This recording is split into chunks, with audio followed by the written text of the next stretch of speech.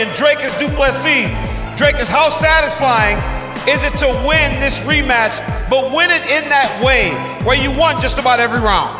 Absolutely. I mean, I told you guys, when I come in here, I'm trying to knock this man out. He is, and I said it before, to knock him out is next to impossible. I would have loved another round, but that's not the game.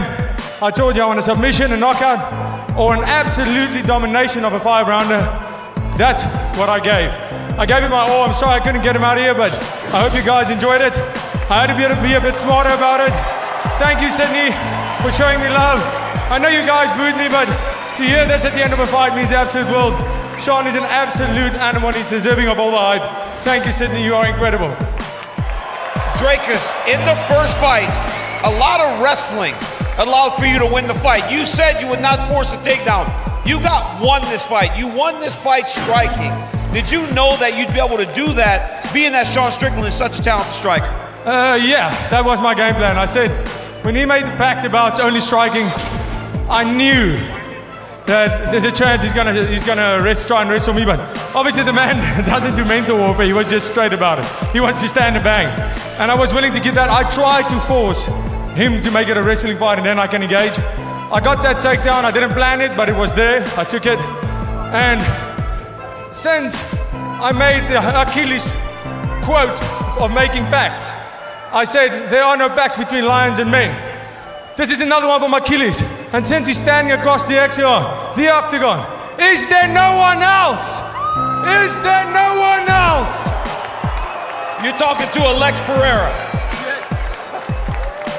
Dricus, let's take a look at your work up here. It was beautiful all night long. When you broke his nose in the 4th round, how excited did you get? Because it looked like you went all out to try to finish. Yeah, I mean, I'm probably going to get tased for that one by coach, but you know, the game plan here was stay calm. He said, Dricus, we know you can knock somebody out. We know you have that dog. Try and stay calm. It was really hard once I saw him grabbing at his nose. It's like having somebody rocked. I got a bit overexcited and immediately went, yo, the man is running and he's running hard. Don't outpunch yourself. And came back, stay calm. Took me about 30 seconds to a minute to get everything back to composure. And I felt great. But once again, this was a big proving point for me. I don't want to make a habit of these decisions, but against a competitor like that, it means the absolute world. South Africa, back home, thank you so much for all the incredible support. It's incredible. Everybody here in Australia, the South Africans, where's my flag? Why am I not allowed to have my flag? It's not my choice, but I hear you. Thank you, everyone. I am a top 3 pound-for-pound fighter as of tonight, and I'm coming for that #1 spot. Well, congratulations on another masterful performance. Ladies and gentlemen, give it up for the champion, Dricus du Plessis. It's like this, and you just went, and I went for like 2 minutes just trying. Yeah, dude, I broke it, and I was like, on the movies, they just set it back into place. I saw you trying, and I was like, wrong way, man, wrong way. You went like this. No, I felt that. I said it, and the crazy thing is you shot on me again. And dude, your nose just touched in. I saw it. I saw you when the brother. Hey, dude, at the end of the day, man, we talk about shit, but you're a bad motherfucker. Best in the world. Can't go down. Best in the world. I gotta go to South Africa, man. I've actually been to a German once. I love it. Is that your woman? Hey, I don't want my buddy, but you got a bad motherfucker right there, dude. I appreciate it.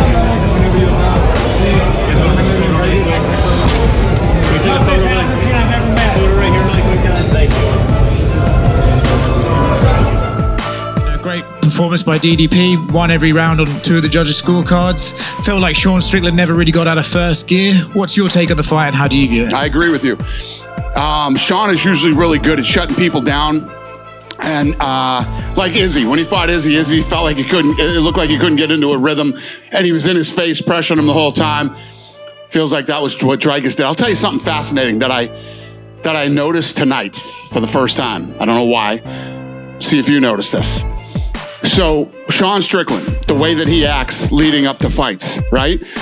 Normally when you have people who act the way that he acts, you see signs of it in a fight. Who is more focused, professional, and solid in a fight than he is? You know, when he gets hurt, no sticking out the tongue or no, that didn't hurt me, anything. The guy stays focused, keeps coming forward. There's never any hint of how he acts outside the octagon when he's in there. Absolute professional the whole time.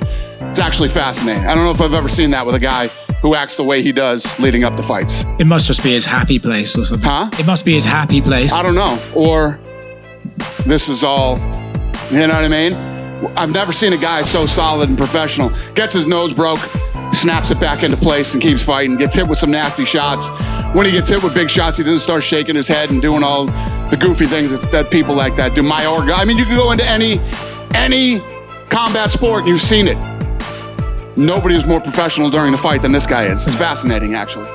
Dana was in here and he praised your performance, but he also was very impressed with Sean's tonight, where the fact that when you broke his nose, a lot of fighters, that's the beginning of the end, they wilt. But Sean, after a bit of fixing his nose, went right back into it and stood in front of you to throw down. No. He was in front of me moving backwards. He didn't stand in front of me. Otherwise, the crowd wouldn't have been booing. But in that moment when you did break his nose, did you think that you were going to put him away? Yes, I did. I saw him. He was definitely rattled. I could see him going backwards. My coaches, I could hear them going, chill. They were saying, chill out. And I went, here we go. And I honestly thought he was gonna. But just shows you the caliber of fighter, the caliber of heart.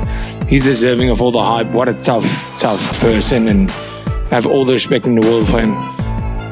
So Dana was also in here, and he said, you know, that possible fight against you and Khamzat would also be pretty massive at this point. So if it were up to you and he came to... No, Khamzat's first. Khamzat's first? Khamzat's first. No, I wish him... I said, please beat Ankalaev. No hate against Ankalaev. I just want to beat Alex Pereira. It's nothing personal against Ankalaev. It was just Pereira. He's such a legend in the sport to me already that it would be amazing to beat him for my legacy. I want to be the greatest to ever do this. But Khamzat's next. Khamzat is next. I want to make sure that this belt, the middleweight title, that there's no question that I'm the GOAT of the middleweight division. And I know that, you know, you have Anderson Silva. In my mind, he is the GOAT of this division. And you have Adesanya, who's done incredible things. But it's not about how many times just you defend. It's about who you fight, how you defend it, and how you've done it, and what period of time have you done it, and who have you fought. And making sure that there's no question that I am the best middleweight, then going up. So I'm not rushing that my next fight is Alex Pereira. No. I want the Khamzat next. I think he deserves a hiding.